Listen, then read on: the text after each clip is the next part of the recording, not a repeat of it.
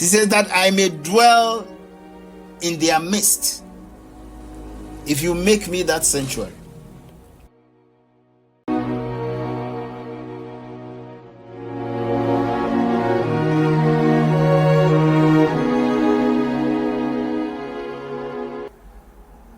In other words, for the 40 years of walk in the wilderness, the visible presence of God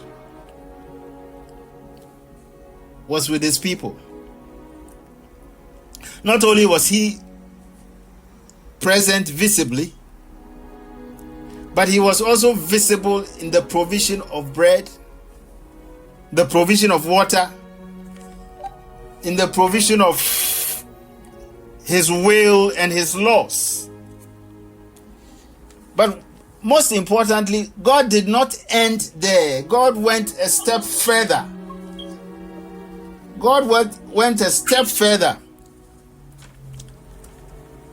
and asked Moses to speak to the people of Israel that they may take for me a contribution. From every man whose heart moves him, you shall receive the contribution for me. And what was it for? Let them make me a sanctuary. So apart from the visible presence of God in a pillar of cloud and in a pillar of fire, God wanted to now dwell among his people. He says that I may dwell in their midst, if you make me that sanctuary. Now, how is that possible? So Moses was given the task to collect silver, gold, bronze, acacia wood, linen, all manner of objects, oil, and all of that, to create a sanctuary and a tabernacle for God to dwell in. What were the things that were created? Furniture, table of bread, golden lampstands,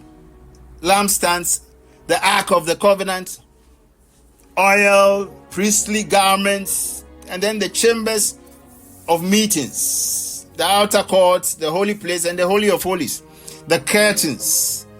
All of this was to create an environment where God will dwell. So the tabernacle was a portable sanctuary, and it was collapsible because for 40 years the Israelites were in transit. Often called the Shekinah glory, it was designed to house the presence of God. My friends, all of this, God called people and gave them the spirit and wisdom under the leadership of Moses to make them with their hands, to make a temple that God will dwell in with elements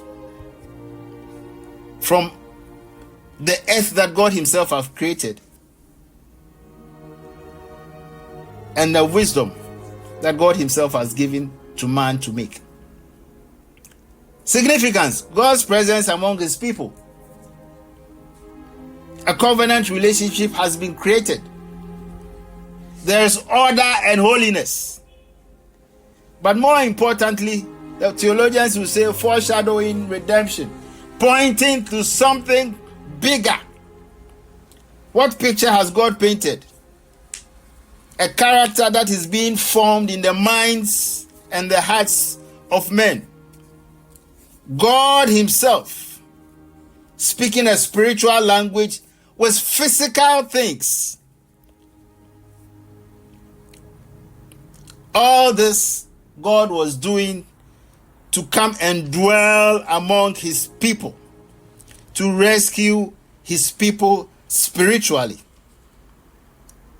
that I may dwell in their midst. So fast forward, unto us a child is born. A government shall be upon his shoulder. His name shall be Wonderful Counselor, Mighty God, Everlasting Father, Prince of Peace. A child with all those qualities and powers, mighty God, everlasting Father, Prince of Peace,